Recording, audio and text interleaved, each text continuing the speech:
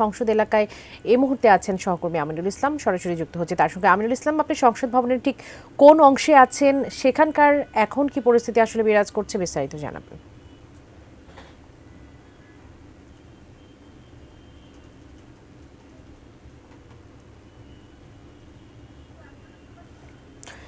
আমিনুল, নিশ্চয় শুনতে পাচ্ছেন? তাদের যে নির্ধারিত সময় ছিল ইতিমধ্যে সেটি হয়ে গিয়েছে। 10টায় আনুষ্ঠানিকভাবে এই সময়টি নির্ধারণ করা ছিল, কিন্তু আমরা আসলে দেখেছি সকাল থেকে সংসদ সদস্যরা প্রবেশ মুখে তাদের যে সংসদ সদস্য হিসেবে তারা যে নির্বাচিত হয়েছেন সেই বিষয়টি নিশ্চিত হওয়ার জন্য প্রত্যেকটি গাড়িকে যে যতটা সময় সেখানে পার করতে হচ্ছে, সেই কারণে একটি দীর্ঘ সারি পড়ে গিয়েছে। আমরা জানি 300 আসনের এই সংসদ 299 জন সংসদ সদস্য নির্বাচিত হয়েছেন এবং তাদের সেই নিশ্চিত করে যে প্রত্যেক সংসদ সদস্য তারা যে তাদের সেই গাড়িটি নিশ্চিত করে প্রবেশ করতে দেওয়া হচ্ছে এবং প্রত্যেক সংসদ সদস্যই শুধু ভিতরে যেতে পারবেন, এছাড়া তাদের সাথে আর কোনো কেউ যেতে পারবেন না। সেটুকুলো নিশ্চিত করে যখন গাড়িগুলো প্রবেশ করতে হচ্ছে সেই কারণে আসলে এখানে লম্বা সারি পড়ে যায় এবং সবাইকে প্রবেশ করতে অনেকটাই সময় লেগে যায়। এখনও আসলে সেই সারি বিদ্যমান রয়েছে। অনেকে আমরা দেখেছি সিনিয়র নেতা সহ অনেক নেতারাই যারা সংসদ সদস্য নির্বাচিত হয়েছেন তারা গাড়ি রেখে পায়ে হেঁটে তারা প্রবেশ পথ পার হয়েছেন। সেই সব কারণে আসলে যদি এই সময় ক্ষেপণের কারণে সবাইকে প্রবেশ করার পরে যে সংসদ সদস্যদের শপথ গ্রহণ হয় সেক্ষেত্রে কিছুটা সময় বিলম্ব হতে পারে। তবে নির্ধারিত সময়টি এখনই ছিল এবং সেই অনুযায়ী তাদের সে প্রস্তুতি নেওয়া ছিল এবং ইতিমধ্যে সব ধরনের আয়োজন সেখানে সম্পূর্ণ হয়ে গিয়েছে। আমরা জানি যে প্রধান নির্বাচন কমিশনার তিনি শপথ পড়াবেন নির্বাচনের যে আইন অনুযায়ী 3 দিন পরে তারা সেই শপথটি নিচ্ছেন। স্পিকার ডেপুটি স্পিকারের অনুপস্থিতিতে তিনি শপথ পড়াবেন। অধিকাংশ সংসদ সদস্যই ভিতরে প্রবেশ করেছেন। বাকি সব ধরনের যে তাদের যে প্রসিডিউর যেগুলো থাকে সেগুলো ইতিমধ্যে সম্পূর্ণ হয়েছে। দীর্ঘদিন পরে এই জাতীয় সংসদে বসার জন্য যে সকল সদস্যরা এসেছেন তাদের মধ্যে বেশ উচ্ছ্বাস এবং একটি সময় পরে তারা এই সংসদে এসেছেন বলা চলে। বিএনপি একটি 17 বছরের পরে একটি লম্বা সময় পরে তারা সংসদের প্রতিনিধিত্ব করছেন।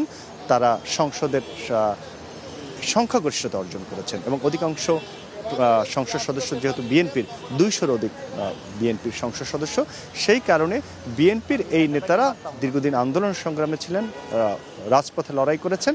তার ফলে তাদের কাছে সংসদে আসার একটি বেশ তাৎপর্যপূর্ণ এবং অর্থবহ তারাও সেটি জানেন এবং তারাও বলছেন যে জনগণ তাদের কাছে যে প্রত্যাশাটা রেখেছেন সংসদ কার্যকর করার ব্যাপারে এবং জনগণের প্রতিনিধিত্ব নিশ্চিত করার ব্যাপারে জনগণ যে তাদের উপরে যে দৃষ্টি রাখছেন সে বিষয়টি তারা ওয়াকিবহাল এবং তারা সেই বিষয়ে সচেষ্ট থাকবেন। সেটি আসলে আমরা তাদের সাথে যখন কথা বলেছি আমরা সেই প্রশ্নগুলো করেছিলাম, তারা বলেছেন যে আসলে তারা জনগণ সংসদকে কার্যকর করার জন্য জনপ্রতিনিধির কাছে যে প্রত্যাশাটা করেন সেটি তারা পূরণ করার চেষ্টা করবেন।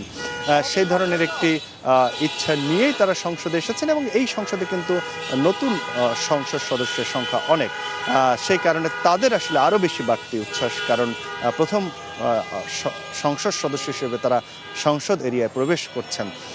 সব মিলে বলা চলে ত্রয়োদশ জাতীয় সংসদ নির্বাচনের আজকের এই দিনটি বাংলাদেশের গণতন্ত্রের জন্য একটি বিশেষ দিন, কারণ এই নির্বাচনের মধ্য দিয়ে দীর্ঘদিন পরে যারা এই সংসদের বাইরে ছিলেন তারা সংসদে আসছেন এবং একটি নির্বাচন প্রতিনিধিত্বশীল নির্বাচনের পরে এই সংসদ গঠিত হতে যাচ্ছে এবং সেই সংসদে অনেক নতুন সংসদ সদস্য হিসেবে আসছেন যারা এই তরুণ প্রজন্মের প্রতিনিধিত্ব করছেন এবং একটি প্রজন্ম যারা রাজপথে লড়াই করেছে এবং রাজপথে লড়াই করে গণতান্ত্রিক প্রক্রিয়ার জন্য যারা সংগ্রাম করেছে এবং ভোটের অধিকারের জন্য যারা লড়াই করেছে তাদের প্রতিনিধি হয়ে এই সংসদে এসেছেন।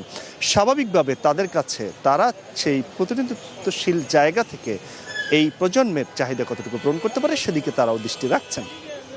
বিরোধী পক্ষ থেকে যারা নির্বাচিত হয়েছেন জামায়াত এবং এনসিপি তারাও সংসদে প্রবেশ করেছেন। যেহেতু সংসদ সদস্য হিসেবে সবার আজকে একই সঙ্গে শপথ অনুষ্ঠিত হবে, এরপরে দ্বিতীয় অধিবেশন অর্থাৎ বিকেলে শুধু মন্ত্রিসভায় যারা আসছেন সেই মন্ত্রিসভার শপথ হবে। ইতিমধ্যে আমরা জানি যে এই যারা যে সংসদ গঠন হতে মন্ত্রিসভা গঠন হতে যাচ্ছে তার সম্ভাব্য প্রধানমন্ত্রী হিসেবে ধারণা করা হচ্ছে বিএনপির চেয়ারম্যান তারেক রহমান, যেহেতু তিনি দলের চেয়ারম্যান হিসেবে রয়েছেন এবং এই এখন যে সংসদ সদস্যরা শপথ নেবেন, তারপরে বিএনপির যারা সংসদ সদস্য তাদের সেই সংসদীয় কমিটি অর্থাৎ সংসদীয় যে সদস্য যারা থাকবেন তারা বসে তাদের নেতা নির্বাচন করবেন। স্বাভাবিকভাবে আসলে তো আমরা জানি যে বিএনপি সংসদ সদস্যদের সঙ্গে কথা বলে যেটি ধারণা পেয়েছে যে তারা তারেক রহমান কি তারা তাদের সংসদীয় নেতা হিসেবে নির্বাচিত করবেন এবং তিনি হতে যাচ্ছেন প্রধানমন্ত্রী, এবং সেই মন্ত্রিসভা তিনি অনেকটা ছোট আকারে এই মন্ত্রিসভা গঠন করছেন।